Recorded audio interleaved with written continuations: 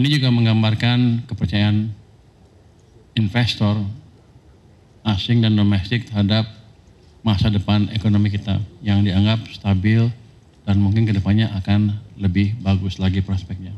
Jadi saya harap sih kedepannya dengan kebijakan kita yang strong dan pro growth, asing akan lebih percaya ke kita dan akan banyak lagi, akan semakin banyak, bukan akan, global akan mulai masuk ke sini secara net dalam waktu yang tidak terlalu lama. Rekan-rekan media yang saya hormati, hari ini kami akan menyampaikan update APBN kita, kinerja dan fakta hingga akhir September 2025.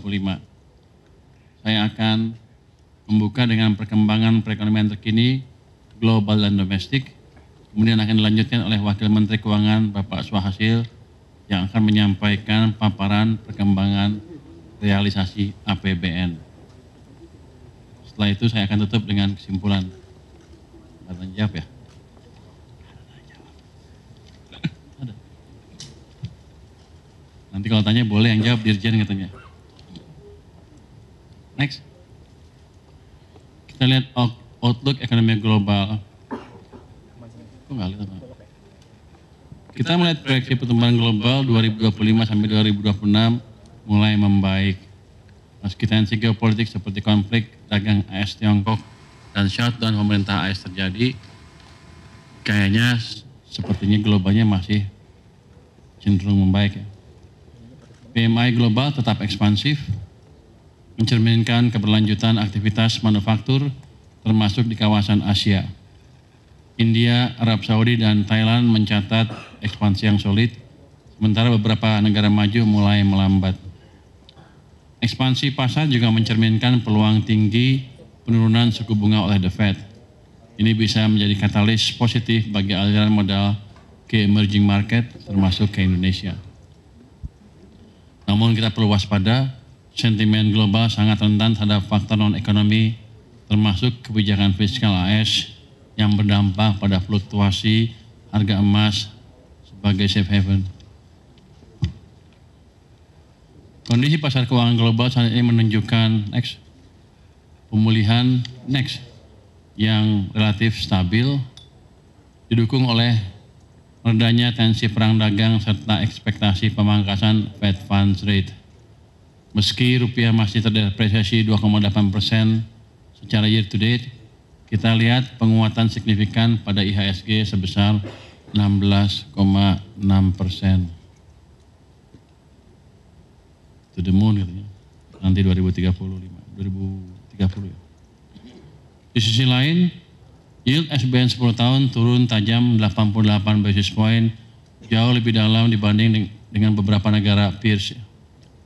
Ini menjadi sinyal positif bahwa persepsi risiko terhadap Indonesia semakin menurun, sekaligus mencerminkan efektivitas bauran kebijakan kita dalam menjaga stabilitas dan daya tarik pasar surat utang domestik. Kalau Anda lihat di situ yieldnya turun 88 basis point. Jadi kepercayaan ke surat utang kita bagus. Untuk saya untung kenapa kalau terbitan surat utang nanti bunganya lebih murah. Jadi cost of capital saya lebih rendah dibanding sebelumnya. Ini juga menggambarkan kepercayaan investor asing dan domestik terhadap masa depan ekonomi kita yang dianggap stabil dan mungkin kedepannya akan lebih bagus lagi prospeknya. Next. Aktivitas ekspor impor masih tetap solid di tengah gejolak global. Surplus neraca perdagangan kumulatif mencapai 32,3 miliar dolar, tumbuh hampir 46% dibanding tahun lalu. Ini ditopang oleh ekspor non-migas yang naik 9,1% year on year, khususnya sektor hilirisasi logam dan pertanian. Kinerja ekspor juga positif, naik 7,7% year on year, sementara impor tumbuh lebih moderat di 2,8%. Ini mencerminkan permintaan domestik yang masih terjaga. Ke depan kita akan terus mendorong perluasan pasar ekspor dan penguatan industri berbasis nilai tambah. Next. Kepercayaan investor tetap terjaga berikutnya di tengah dinamika global. Spread SBN kita terhadap US Treasury terus menyempit, mencerminkan risiko kurs dan negara yang kian terkelola. Yield SBN 10 tahun turun dari 6,97% ke 6,09% sejak awal tahun. Dan spread yield SBN US dollar juga stabil di bawah 100 basis point. Ini terendah sepanjang sejarah? Belum ya. Kalau yang 6,09? Enggak. Yang yield 6,09 terendah ya? Mana dia? Oh, enggak. Anda lihat ya, itu yang atas, yang tengah atas itu kan 6,09. Mungkin terendah sepanjang yang saya tahu ya. Ini artinya cost. Jadi cost bukan spread, yieldnya. Jadi cost of capital untuk keuangan lebih murah dibanding sebelumnya. Ini menggambarkan ya, orang lebih percaya keuangan kita, dan ya walaupun saya nggak suka utang banyak-banyak, tapi kalau utang jadi bunganya murah. Jadi biaya pembangun akan turun terus ke depan. Meskipun terjadi net outflow sebesar 158,6 triliun rupiah, terutama dari SRBI sebagai bagian dari strategi moneter longgar, pasar SBN masih mencatat net inflow sebesar 26,7 triliun rupiah.